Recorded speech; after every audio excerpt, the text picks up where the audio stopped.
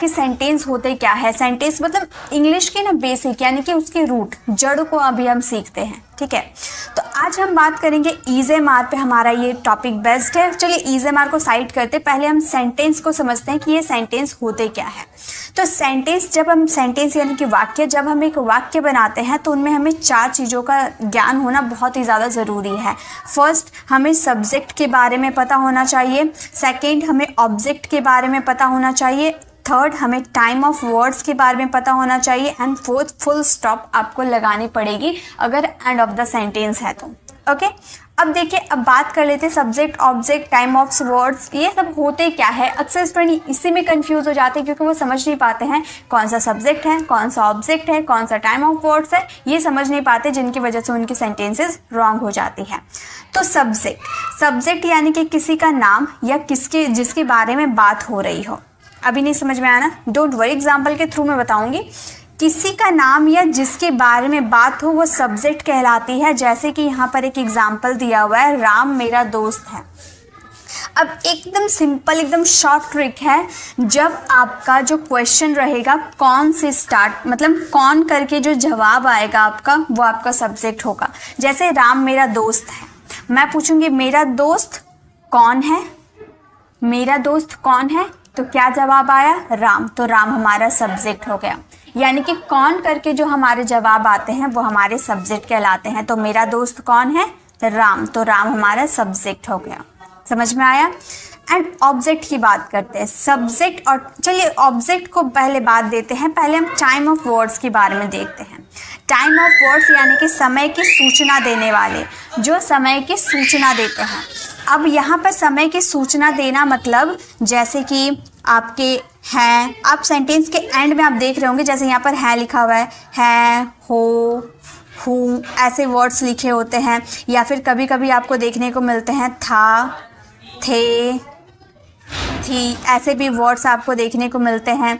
या फिर होगा, होगी, यही 3 तरह के सेंटेंसेस, होगा, होगी, होंगे, ऐसे ही 3 तरह के सेंटेंस, एक है, हो, हूँ, था, थे, थी, होगा, होगी, होंगे, ऐसे ही 3 तरह के सेंटेंसेस आपको कोई सा भी सेंटेंस में देखने को मिलेगा।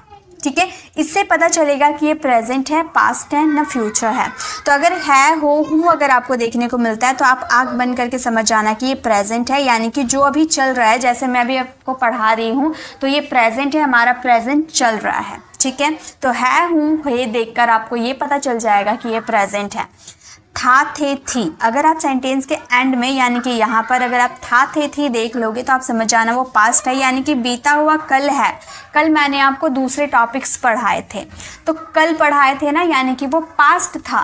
मैंने कल आपको पढ़ाए थे बोल रही हूँ, यानी कि था, थे, थी आपके पास्ट में लगते हैं। होगा, होगी, होंगे ये आपके फ्यूचर में लगते हैं। ठीक है, कल मैं आपको और नए टॉपिक्स पढ़ाऊंगी, गागेगी आ रहे ना, यानी कि होगा, होगी, होंगे, ऐसे सेंटेंसेस आपके फ्यूचर में आते हैं। यानी कि अगर आप ये देख लेते हो तो आप समझ जाओगे ये प्रेजेंट है, था, थे, थी देख लोगे यानी कि ये पास्ट है, होगा, होगी, होंगे देख लोगे तो यानी कि ये फ्यूचर है। ठीक है, तो ये टाइम ऑफ वर्ड्स आपको पहचानना आना चाहिए, टाइम ऑफ वर्ड्स से ही सारे बनते हैं। ठीक है, ये क्लियर हो गया, टाइम ऑफ वर्ड्स समझ में आ गया। एंड देखिए, अब बात कर लेते हैं ऑब्जेक्ट की। अब यहाँ पर पहले टाइम ऑफ वर्ड्स जो हमने सीखा, एक्चुअल में पहले उसे समझ लेते हैं कि टाइम ऑफ वर्ड्स इस सेंटेंसेस में है क्या। तो ये तो हमें पता चल गया कि ये हमारा क्या है, subject, right. Time of words यानी कि मैंने क्या बोला, ये सारे वर्ड्स हमारे टाइम ऑफ वर्ड्स हैं, यानी कि है इसमें आ रहा है तो ये हमारा टाइम ऑफ वर्ड्स है, टाइम ऑफ वर्ड्स, TOW। ठीक है, टाइम ऑफ वर्ड्स तो है हमारा टाइम ऑफ वर्ड्स है, यानी कि ये हमें पता चल गया कि ये सेंटेंस हमारा प्रेजेंट का है। अब बात आती है ऑब्जेक्ट की। ऑब्जेक्ट क्या होते हैं, सब्जेक्ट और टाइम ऑफ वर्ड्स के अलावा वाक्य में जो कुछ बचता है वो सारे ऑब्जेक्ट कहलाते हैं। यानी कि सब्जेक्ट हमारा राम है, ऑब्जेक्ट हमारा है, टाइम ऑफ वर्ड्स हमारे हैं। ये दोनों को छोड़कर क्या बच गया है, मेरा दोस्त। मेरा दोस्त जो बच गया है ये आपका हो गया ऑब्जेक्ट, यानी कि सब्जेक्ट और टाइम ऑफ वर्ड्स को छोड़कर जो बच जाता है वो कहलाते हैं ऑब्जेक्ट। क्लियर है, ये समझ में आ गया। एंड लास्ट में बच जाते हैं फुल स्टॉप।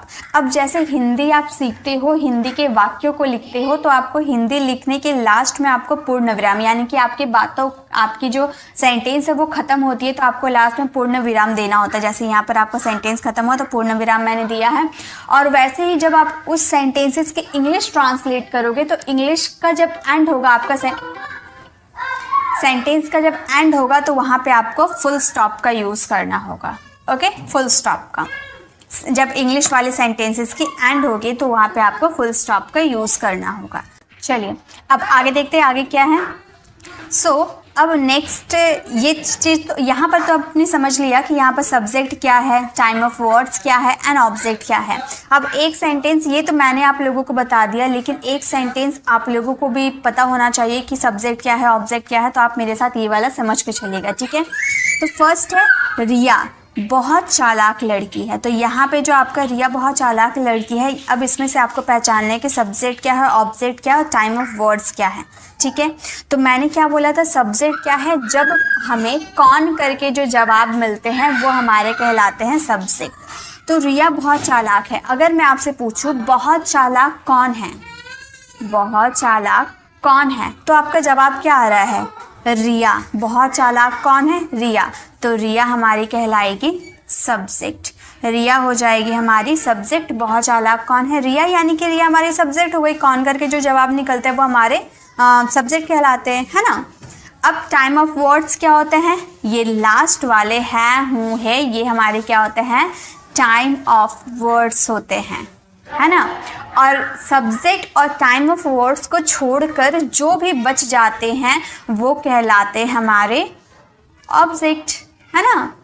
एक मिनट, वही कहलाते हैं हमारे ऑब्जेक्ट। यानी कि ये बात आपको समझ में आ गई, सब्जेक्ट, ऑब्जेक्ट और टाइम ऑफ वर्ड्स क्या है। और फुल स्टॉप की बात रही तो वो जब सेंटेंस की एंड होगी तो लास्ट में आपको, जब आपका सेंटेंस फाइनली ख़त्म होगा तब वहाँ पे आपको फुल स्टॉप का यूज़ करना है। ओके, चलिए अब आगे देखिए।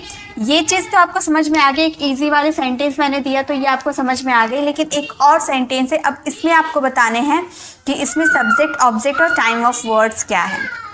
जैसे रोहन का भाई शिक्षक है। अगर आप ये सेंटेंस को देखोगे तो आप क्या बोलोगे कि यहाँ पर आपका सब्जेक्ट क्या है। तो मैं आपको 100% या 99, 100 क्या 200% मैं आपको गारंटी दे सकती हूँ कि आप यही बोलोगे कि रोहन हमारा सब्जेक्ट है हमारा टाइम ऑफ वर्ड्स है, एंड का भाई शिक्षक हमारा ऑब्जेक्ट हो क्या, यही आप बोलोगे। लेकिन इट्स टोटली रॉन्ग, ये बिल्कुल गलत है, ऐसे आपको नहीं बोलना है। मैंने क्या बोला, कौन करके जो जवाब आएगा वो हमारे सब्जेक्ट हो सकता है। अब सब्जेक्ट छोटा हो सकता है, सब्जेक्ट बड़ा हो सकता है, कैसा भी हो सकता है, लेकिन सब्जेक्ट कौन करके जो जवाब आएंगे वही हमारे सब्जेक्ट कहलाते हैं। तो रोहन का भाई शिक्षक है, तो मैं क्या बोलूँगी, का भाई शिक्षक कौन है, ऐसा नहीं बोलूँगी। मैं बोलूँगी किसका भाई, या फिर कौन शिक्षक है, कौन शिक्षक है, मैं ये पूछूंगी ना, कौन करके जवाब आएगा, कौन शिक्षक है, तो आप बोलोगे रोहन का भाई। तो हमारा जवाब क्या आया, कौन करके सवाल के, तो हमारा जवाब आया रोहन का भाई। तो रोहन का भाई हमारा हो गया सब्जेक्ट, यानी कि सब्जेक्ट छोटा भी हो सकता है, सब्जेक्ट बड़ा भी हो सकता है, ठीक है। और लास्ट में है, हूँ, था, थे, थी, होगा, होगी, ये वाले हमारे टाइम ऑफ वर्ड्स कहलाते हैं। और टाइम ऑफ वर्ड्स और सब्जेक्ट को छोड़कर जो बच जाते हैं, यानी कि शिक्षक बच गए, ये हमारे ऑब्जेक्ट कहलाते हैं। यानी कि यहाँ पर आपको क्लियर हो गया, subject, object, time of words clear हो गया। और सेंटेंस की एंड होगी तो वहाँ पर फुल स्टॉप आपको लगाने हैं। ओके, ऑलराइट, क्लियर है। चलिए आगे देखिए, नेक्स्ट अब बात करते हैं। अब हमें ये देख लेते हैं कि किन वर्ड्स का मतलब क्या होता है। जैसे कि आई का यूज़ करेंगे मैं के सेंस में। अगर आपके हिंदी वाले सेंटेंस में मैं आएगा, जैसे मैं एक टीचर हूँ, मैं एक डॉक्टर हूँ, मैं एक शिक्षक हूँ, या फिर मैं एक विद्यार्थी हूँ, तो मैं करके जो भी जवाब, जो भी क्वेश्चन आप करोगे तो मैं के लिए आपको आई का यूज़ करना होगा इंग्लिश में। तुम के लिए आपको यू का यूज़ करना होगा, तुम बोल लो, या फिर आप बोलो, तुम लोग बोलो। यानी कि ये जो यू वर्ड होता है ना, ये यू वर्ड होता है ना, ये सिंगुलर भी होते हैं, प्लूरल भी होते हैं। यानी कि आप इसे तुम, तो आप के साथ भी यूज़ कर सकते हो, या तुम लोग या आप लोग के लिए भी यूज़ कर सकते हो। यानी कि ये सिंगुलर में भी होते हैं, प्लूरल में भी होते हैं। हम का मतलब होता है वी, वे अगर आपको दिया रहेगा वे या वे लोग, यानी कि आप प्लूरल की बात कर रहे हो तो आपको यूज़ करने होंगे दे। वह किसी मेल पर्सन की बात करोगे, ठीक है, पुल्लिंग की, ठीक है, पुरुष की। तो मेल पर्सन की बात करोगे तो ही, और वह किसी फीमेल की बात करोगे यानी कि स्त्री की बात करोगे तो वहाँ पे आपको शी का यूज़ करना है। यह यानी कि इट। मेरा अगर आपके सेंटेंस में आता है तो आप माई का यूज़ करोगे, जैसे मेरा घर, माई हाउस, मेरी किताबें, माई बुक्स, ओके। तो इस तरह से तुम्हारा अगर आपके सेंटेंस में रहेगा तो आपको योर का यूज़ करना है, your book, your house, your phone, okay, तो योर का यूज़ करेंगे। हमारा अगर आपके सेंटेंस में दिया रहेगा तो आपको आवर का यूज़ करना है, और उनका अगर दिया रहता है तो आपको देयर का यूज़ करना है, ओके। उसका किसी मेल पर्सन के लिए, किसी मेल पर्सन का दिया रहेगा, उसका रहेगा तो हिज का यूज़ करेंगे। उसकी किसी फीमेल के लिए, ठीक है, फीमेल के लिए आपको हर का यूज़ करना है। इसका किसी नॉन लिविंग थिंग्स की आप बात कर सकते हो, ठीक है, नॉन लिविंग थिंग्स के लिए आपको इट्स का यूज़ करना है। मुझे के सेंस में आपको मी का यूज़ करना है, तुम्हें के सेंस में आपको यू का यूज़ करना है। हमें के लिए अस का यूज़ कीजिएगा, उन्हें के लिए दैम, उसे के लिए हिम, फिर उसे, देखिए उसे के लिए हिम यानी कि ये मेल के लिए यूज़ हुआ है, और उसे यानी कि ये फीमेल का लिए यूज़ हुआ है, जिसके लिए आपको हर का यूज़ करना है। और इसे नॉन लिविंग थिंग्स की बात कर लो, वेदर की बात कर लो, सीज़न की बात कर लो, डेट की बात कर लो, मंथ्स की बात कर लो, तो आप इट का यूज़ कर सकते हो, ठीक है। तो ये सब वर्ड आपको पता होना चाहिए, तभी आप हिंदी टू इंग्लिश ट्रांसलेट कर पाओगे। अब बात कर लेते हैं ये जो सब्जेक्ट्स होते हैं ना, इनके साथ कौन सी हेल्पिंग वर्ब लगती है, प्रेजेंट, पास्ट और फ्यूचर में कौन सी हेल्पिंग वर्ब्स लगती है, क्योंकि जब हम सेंटेंस बनाएंगे तो हमें हेल्पिंग वर्ब्स लगाना आना चाहिए, वरना हमारे सेंटेंस बिल्कुल ही रॉन्ग हो जाएंगे, ओके। जैसे अगर हम बात करते हैं आई का मतलब मैं होता है, अभी हमने देखा, तो आई के साथ प्रेजेंट में एम या हैव लगाए जाते हैं, पास्ट में वॉज या हैड लगाए जाते हैं, और फ्यूचर में विल बी या विल हैव दोनों लगाए जाते हैं, ओके। अगर आप यू की बात करते हो, यू यानी कि तुम, प्रेजेंट में आपको आर या हैव का यूज़ करना है, पास्ट में वर या हैड का यूज़ करना है, एंड फ्यूचर में विल बी या विल हैव का यूज़ करना है। हम यानी कि इसकी इंग्लिश वी होती है, वी के साथ आर या हैव का यूज़ करेंगे क्योंकि ये प्लूरल होते हैं।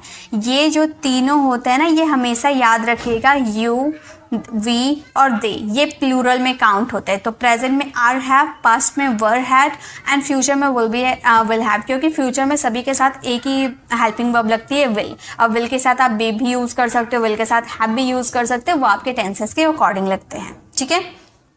दे भी मैंने जैसे बोला कि ये प्लूरल होते हैं, तो प्रेजेंट में आर या हैव लगते हैं, पास्ट में वर या हैड लगते हैं, एंड फ्यूचर में विल बी या विल हैव का यूज़ किया जाता है। वह यानी कि ये किसी ही पुरुष के लिए बात हो रही है, तो ये प्रेजेंट में इज़ या है। अब ही, शी, इट, ये तीनों जो होते हैं ये सिंगुलर में काउंट होते हैं, यानी कि इसमें जो हेल्पिंग वर्ब लगती है वो सिंगुलर वाली लगती है। इज़ या हैज़, पास्ट में वॉज या हैड, फ्यूचर में विल बी या विल हैव। शी यानी कि वह, प्रेजेंट में इज़ हैज़, पास्ट में वॉज हैड, फ्यूचर में विल बी या विल हैव। एंड इट के साथ भी आपका प्रेजेंट में इट इज़ हैज़, पास्ट में वॉज हैड, और फ्यूचर में विल बी या विल हैव का यूज़ किया जाता है। तो ये पता होना चाहिए, जब आप कोई सेंटेंस को फ्रेम करोगे तो सबसे पहले आपको यही पता होना चाहिए कि कौन से सब्जेक्ट के साथ कौन से हेल्पिंग वर्ब्स का यूज़ किया जाता है। अगर आपको ये पता नहीं होगी तो आप करेक्ट हेल्पिंग वर्ब्स का यूज़ नहीं कर पाओगे, ओके। चलिए अब आगे देखते हैं नेक्स्ट क्या है। अब हम सेंटेंसेस को सेंटेंस कितनी कैटेगरीज के होते हैं, ये सेंटेंस, सिंपल सेंटेंसेस की कितनी कैटेगरीज होती है प्रेजेंट में, पास्ट में एंड फ्यूचर में, वो डिस्कस कर लेते हैं। तो जैसे बात कर लेते हैं सिंपल प्रेजेंट। सिंपल प्रेजेंट का मतलब सबसे पहले ये जान लो कि साधारण वाक्य, यानी कि नॉन एक्शन वाले वाक्य, इनमें कोई एक्शन नहीं होती है। एक्शन मीन्स क्रिया, फिजिकली एक्टिविटीज़, जैसे रोना धोना, गाना पीना, सोना धोना, रोना, बोलना, सुनना, बैठना, उठना, ये सब जो होते हैं, जो आप फिजिकली कोई कार्य करते हो तो वो आपका एक्शन वर्ब कहलाते हैं। और ये नॉन एक्शन होते हैं, यानी कि इनमें कोई काम नहीं होता है। मैं एक टीचर हूँ तो टीचर होना क्या काम है? नहीं। मैं बीमार हूँ तो बीमार होना क्या काम है? नहीं ना। तो सिंपल सेंटेंसेस नॉन एक्शन होता है, यानी कि इनमें कोई एक्शन नहीं आती है। अब बात कर लेते हैं ये तीन टाइप में, इसे इसके 3 पार्ट्स होते हैं। सिंपल सेंटेंसेस आप 3 तरह से बना सकते हो, एक प्रेजेंट में बात कर सकते हो, पास्ट में एंड फ्यूचर में। ये 3 टेंसेस के अकॉर्डिंग आप सेंटेंसेस बनाओगे। तो प्रेजेंट की कैटेगरी नंबर 1 देखो, कैटेगरी 1 और कैटेगरी 2 होते हैं, प्रेजेंट के भी, पास्ट के भी एंड फ्यूचर के भी, ठीक है। तो पहले बात कर लेते हैं प्रेजेंट की कैटेगरी नंबर 1, जिसकी हिंदी आइडेंटिफिकेशन है, हैं, हो ऐसे आएंगे। जैसे मैं एक टीचर हूँ, वह एक गायक है, वह ईमानदार है, मैं तैयार हूँ, वह बिज़ी है, ठीक है। तो है, हूँ, है ऐसे वाले शब्द आएंगे। तो पॉजिटिव, पी यानी कि पॉजिटिव, ठीक है। पॉजिटिव सेंटेंस पे आपको इज, एम, आर का यूज़ करना है। अगर आपके सेंटेंस में नहीं का जिक्र नहीं रहता यानी क्या वो सेंटेंस आपका पॉजिटिव सेंटेंस है, और पॉजिटिव सेंटेंस पे आपको इज, एम, आर का यूज़ करना है। वहीं पर अगर आपका नेगेटिव सेंटेंस हो जाता है तो इज, एम, आर के जस्ट बाद आपको नॉट का यूज़ करना है प्रेजेंट में, ओके। अब पास्ट के कैटेगरी, चलिए प्रेजेंट के कैटेगरी नंबर 2 भी देख लेते हैं, देन हम पास्ट में चलेंगे, ठीक है। तो अगर हम प्रेजेंट की कैटेगरी नंबर 2 देखें तो इसकी हिंदी आइडेंटिफिकेशन पास है, या फिर मैं है, या फिर जैसे भाई बहन के साथ भी हम इसका यूज़ कर सकते हैं, ठीक है। भाई बहन के साथ, जैसे मेरे 2 भाई हैं, मेरे एक बहन है, ठीक है। तो इसके जब पॉजिटिव सेंटेंस बनाएंगे तो पॉजिटिव सेंटेंस में आपको हैज़ या हैव का यूज़ करने होंगे, और लेकिन जब इसके नेगेटिव सेंटेंस बनाओगे तो आपके कई बार क्या होता है ना, स्टूडेंट हैज़ हैव के बाद डायरेक्ट नॉट का यूज़ कर देते हैं, जो कि टोटली रॉन्ग होते हैं। आपको नॉट का यूज़ नहीं करना है, आप इसमें यूज़ करोगे डू डज का। जब इसके नेगेटिव बनाओगे, हैज़ हैव का नेगेटिव बनाने में आपको डू या डज का यूज़ करना है, देन आप नॉट का यूज़ करोगे, उसके बाद आप हैव का यूज़ करोगे। अब आप बोलोगे मैम इसमें हैज़ का यूज़ नहीं कर सकते, जी बिल्कुल नहीं, हैज़ का यूज़ नहीं होता है, हैव का यूज़ होता है डू डज के साथ, ठीक है। पॉजिटिव में आपको हैज़ हैव का यूज़ करना है, बट इसके नेगेटिव में आपको डू डज के बाद नॉट, देन आपको हैव का यूज़ करना है। ये प्रेजेंट की हो गई। अब हम बात कर लेते हैं पास्ट की। तो पास्ट की कैटेगरी नंबर 1 की बात करेंगे तो इसकी हिंदी आइडेंटिफिकेशन, एक मिनट, इसकी हिंदी आइडेंटिफिकेशन रॉन्ग है, मैं यहाँ पर कट करके इसे राइट कर देती हूँ। कैटेगरी नंबर 1 की हिंदी आइडेंटिफिकेशन होती है था, थे, थी। था, थे, थी इसकी पास्ट की कैटेगरी नंबर 1 की आइडेंटिफिकेशन होती है। इसके पॉजिटिव सेंटेंस में आपको वॉज वर्ब का यूज़ करना है, और नेगेटिव सेंटेंस में वॉज वर्ब के बाद आपको नॉट का यूज़ करने हैं, ठीक है। और अगर आप बात करो कैटेगरी नंबर 2, इसका पास था, इसकी हिंदी आइडेंटिफिकेशन पास था, या मैं था, या फिर भाई बहन था, जैसे मेरे 2 भाई थे, उसके पिताजी थे, ठीक है। तो ऐसे, तो कैटेगरी नंबर 2 का हिंदी आइडेंटिफिकेशन पास था। इसकी जब आप बनाओगे नेगेटिव, पॉजिटिव सेंटेंस बनाओगे तो हैड का यूज़ करोगे, लेकिन नेगेटिव बनाओगे तो डिड, नॉट और हैव में बदल जाएगा। हैड आपका हैव में बदल जाएगा, जो भी चेंजेस हो गए ये डिड हो गया, ठीक है। डिड नॉट हैव का यूज़ करोगे कैटेगरी नंबर 2 का पास्ट का नेगेटिव में, ओके। अब बढ़ जाते हैं फ्यूचर की तरफ, ओके। फ्यूचर की कैटेगरी नंबर 1 की बात करो तो इसकी हिंदी आइडेंटिफिकेशन होती है होगा, होगी, होंगे, ऐसे इसकी हिंदी आइडेंटिफिकेशन होती है, होगा, होगी और होंगे, ठीक है। ऐसी आपको हिंदी आइडेंटिफिकेशन देखने को मिलेगा। तो इसके प्रेजेंट जब आप सेंटेंस बनाओगे, जब इसके पॉजिटिव सेंटेंस बनाओगे तो विल बी का यूज़ करना। अब इसके नेगेटिव सेंटेंस बनाने में अक्सर स्टूडेंट गलती कर देते हैं। अब स्टूडेंट क्या करते हैं, वो कर देते हैं विल बी पहले यूज़ कर देते हैं, देन नॉट का यूज़ करते हैं, जो कि आपका ग्रामेटिकल बिल्कुल इनकरेक्ट सेंटेंसेस बनते हैं। तो आपको विल बी नॉट का यूज़ नहीं करना है, आपको यूज़ करना है विल नॉट बी, यानी कि विल और बी को अलग करके आपको बीच में नॉट का यूज़ करना है, देन विल नॉट बी का यूज़ करना है आपको नेगेटिव, फ्यूचर के नेगेटिव सेंटेंस में, ओके। अब कैटेगरी नंबर 2 की अगर आप बात कर लो तो इसकी हिंदी आइडेंटिफिकेशन होगी पास होगा, पास होगी, पास होंगे, ऐसे वाले सेंटेंसेस, ठीक है। जिसका पॉजिटिव सेंटेंस अगर आप बनाओगे तो विल हैव का यूज़ करोगे, और नेगेटिव सेंटेंस में विल हैव के बीच में नॉट का यूज़ करोगे। जैसे विल बी के बीच में नॉट यूज़ किया आपने, वैसे विल हैव के बीच में आपको नॉट का यूज़ करने हैं, ओके। तो ये रही हमारी सिंपल प्रेजेंट की ये चार्ट, जिनमें हम लोगों ने प्रेजेंट, पास्ट और फ्यूचर के कैटेगरीज देखा, जो 2 कैटेगरीज होते हैं, और दोनों मैंने अच्छे से एक्सप्लेन कर दिया। यहाँ पे कोई सेंटेंसेस नहीं था, मैंने बस बता दिया कि पॉजिटिव कैसे सेंटेंसेस आएंगे और नेगेटिव में कैसे आपको नॉट का यूज़ करना है। आई होप आप लोगों को समझ में आ गया। तो चलिए नेक्स्ट देखते हैं अब बात कर लेते हैं सिंपल प्रेजेंट का स्ट्रक्चर की बात कर लेते हैं। ओके, देखिए यहाँ पर हम पास्ट नहीं जा रहे, अभी हम सिर्फ प्रेजेंट जा रहे हैं। देखिए इसकी फर्स्ट पार्ट मैंने बना रखी हूँ, तो आप फर्स्ट पार्ट देख सकते हो। ये हमारा सेकेंड पार्ट है जहाँ पे हम सिंपल प्रेजेंट टेंस, उसके बाद पास्ट देन फ्यूचर ऐसे करके हम लाएंगे। ठीक है, तो सिंपल प्रेजेंट टेंस का अगर पॉजिटिव सेंटेंस आप बनाओगे तो पॉजिटिव सेंटेंस का स्ट्रक्चर होता है subject then is am are and object. इसका सेंटेंस कैसे होता है मैम? सेंटेंस भी बताइए, तो सेंटेंस भी बताती हूँ।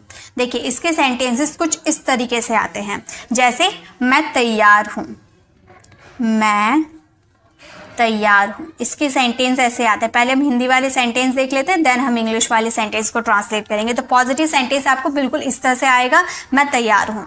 नेगेटिव में नॉट का यूज़ किया गया, पहले सब्जेक्ट है, इज एम आर है, नॉट है, ऑब्जेक्ट है, तो इसका जो सेंटेंस बनेगा वो होगा मैं तैयार नहीं हूँ, मैं तैयार नहीं हूँ। ठीक है, मैं तैयार, यहाँ पर हूँ होगा, मैं तैयार नहीं हूँ। थर्ड आपका इंट्रोगेटिव, क्या मैं तैयार हूँ, क्या मैं तैयार हूँ। आप किसी से सवाल करो, इंट्रोगेटिव सेंटेंसेस। एंड नेक्स्ट देखिए नॉट का यूज़ किया गया, तो आप ऐसे बोल सकते हो, क्या मैं तैयार नहीं हूँ, क्या मैं तैयार नहीं हूँ, क्या मैं तैयार नहीं हूँ। ठीक है, नेक्स्ट अगर देखो, मैं क्यों तैयार हूँ, मैं क्यों तैयार हूँ, मैं क्यों तैयार हूँ। ठीक है, क्वेश्चन मार्क, क्वेश्चन कर रहे हैं ना, क्वेश्चन मार्क लगेगा। मैं क्यों तैयार नहीं हूँ, मैं क्यों, एक मिनट, मैं क्यों तैयार नहीं हूँ, तैयार नहीं। ठीक है, तो ये हमारे हो गए। देखिए हमारे स्ट्रक्चर कितना है, 1 2 3 4 5 6 स्ट्रक्चर, 6 सेंटेंसेस मैंने बताया। अब ये सेंटेंसेस को हम इस स्ट्रक्चर में बैठाकर इसे इंग्लिश बनाएंगे। ओके, जैसे कि फर्स्ट है हमारा पॉजिटिव सेंटेंस, मैं तैयार हूँ। इसका स्ट्रक्चर में सबसे पहले सब्जेक्ट कौन तैयार है, मैं, यानी कि मैं के लिए हमें क्या यूज़ करने हैं, ये हमारा सब्जेक्ट हो गए, तो मैं के लिए आई का यूज़ कर दिए। उसके बाद आई के साथ इज एम आर में से क्या यूज़ होगा, तो मैंने बताया था आई के साथ एम यूज़ होता है। उसके बाद ऑब्जेक्ट, क्या हूँ, तैयार हूँ, ये हमारा मैं और टाइम एक्सप्रेशन वर्ड हट गया, तैयार बच गया, जिसके लिए हम रेडी का यूज़ कर देंगे। ठीक है, आई एम रेडी, मैं तैयार हूँ, आई एम रेडी। ठीक है, नेक्स्ट नेगेटिव है subject is am are not object, मैं तैयार नहीं हूँ। सब्जेक्ट तो हमारा आई हो जाएगा, आई के साथ हम एम का यूज़ करेंगे और इसके साथ हमें नॉट का यूज़ करना है, तो हम नॉट का यूज़ करेंगे। देन हमारा ऑब्जेक्ट क्या हमने अभी निकाला था, हमारा ऑब्जेक्ट है रेडी, तो हमें रेडी का यूज़ कर दिया। आई एम नॉट रेडी, मैं तैयार नहीं हूँ। नेक्स्ट है क्या मैं तैयार हूँ, ये हमारा इंट्रोगेटिव सेंटेंसेस है। इंट्रोगेटिव सेंटेंसेस का स्ट्रक्चर सबसे पहले आपको इज एम आर का यूज़ करना है, देन सब्जेक्ट। सो सब्जेक्ट क्या है, मैं तैयार नहीं हूँ, तो यहाँ पे सब्जेक्ट क्या है, हमें पता है, हम अंडरस्टूड है कि मैं सब्जेक्ट है, तो मैं के साथ आई होता है और आई के साथ एम लगता है, तो यहाँ पे हमें क्या हेल्पिंग वर्ब लगानी है, एम का यूज़ करने हैं। तो हम बोलेंगे एम, फिर सब्जेक्ट आई, ऑब्जेक्ट यानी कि रेडी। एम आई रेडी, क्या मैं तैयार हूँ, एम आई रेडी। उसी तरह से क्या मैं तैयार नहीं हूँ, तो बिल्कुल सेंटेंस सही बनेंगे, is am are then subject not object. Is am are में से एम का यूज़ करेंगे क्योंकि आई के साथ एम यूज़ होता है, देन सब्जेक्ट हमने यूज़ कर दिया, देन हमें नॉट का यूज़ करना है, उसके बाद हमारा ऑब्जेक्ट हो गया ready. Am I not ready, क्या मैं तैयार नहीं हूँ। ओके, नेक्स्ट है मैं क्यों तैयार हूँ, मैं क्यों तैयार हूँ, क्यों के लिए वाई का यूज़ होता है, WH फैमिली वर्ड्स, तो हमने क्या यूज़ कर दिया, हमने वाई का यूज़ कर दिया। उसके बाद वाई के बाद इज एम आर, तो हमारा सब्जेक्ट तो आई है, उसके अकॉर्डिंग हम एम का यूज़ करेंगे, देन सब्जेक्ट हमारा आई हो जाएगा, ऑब्जेक्ट यानी कि रेडी। क्या मैं क्यों तैयार हूँ, मैं क्यों तैयार हूँ, why am I ready. Next sentence है हमारा मैं क्यों तैयार नहीं हूँ, मैं क्यों तैयार नहीं हूँ, तो सबसे पहले वाई का यूज़ करेंगे, क्यों के लिए हमने वाई का यूज़ कर दिया। देन इज में से एम का यूज़ करेंगे, सब्जेक्ट हमारा आई है। देन हमें नॉट का यूज़ करना है, ऑब्जेक्ट हमारा रेडी है। तो हमारा सेंटेंस फ्रेम हो गया, why am I not ready, मैं क्यों तैयार नहीं हूँ। ठीक है, तो ये हमारे 6 सेंटेंसेस है। I am ready, I am not ready, am I ready, am I not ready, why am I ready, why am I not ready. तो इस तरह से आपको सेंटेंसेस बनाने हैं। एक सेंटेंस लीजिए कोई सा भी, मैं गरीब हूँ, वह ईमानदार है, वह चालाक है, ऐसा कोई सा भी एक सेंटेंस ले लीजिए, उसके 6 सेंटेंसेस बनाइए और सभी को स्ट्रक्चर के थ्रू आप पूरी अच्छे से ट्रांसलेट कर लीजिए। देन देखिए 100% आप सीख जाओगे। उसके बाद क्या करना है, सिर्फ लिखने से तो आप सीख नहीं जाओगे, तो लिखने के बाद आपको थोड़ा थोड़ा करके बोलने की भी शुरुआत करनी है। ठीक है, धीरे धीरे आप बोलते रहोगे ना तो आपको आदत हो जाएगी बोलने की, फिर आप आराम से इसे बोल लोगे। तो आज की क्लास बस इतना ही तक रही, जहाँ पे मैंने आपको सिंपल प्रेजेंट बता दिया, क्या उसके कैटेगरीज होते हैं, कौन से सब्जेक्ट का साथ कौन से हेल्पिंग वर्ब्स लगती है, और सबसे ज़रूरी subject, object, time of words क्या होते हैं, ये मैंने आप लोगों को बता दिया। तो आज की ये क्लास कैसी लगी कमेंट में ज़रूर बताइएगा। बिल्कुल बेसिक क्लास थी जो आप लोगों को जानना बहुत ही ज़रूरी है। तो अगर आपको ये क्लास ज़रा सा भी पसंद आए तो लाइक कीजिएगा, अपने फ्रेंड फैमिली को ज़रूर शेयर कीजिएगा। और अगर आप मेरे चैनल पर नए हैं और मेरे पढ़ाने का तरीका आपको पसंद आए तो सब्सक्राइब कर आने वाले बेल आइकन को ज़रूर प्रेस कीजिएगा, ताकि रोज़ आने वाले वीडियोज़ की नोटिफिकेशन आपको समय पर मिल जाएगी। I will see you in the next video. Till then bye bye, take care.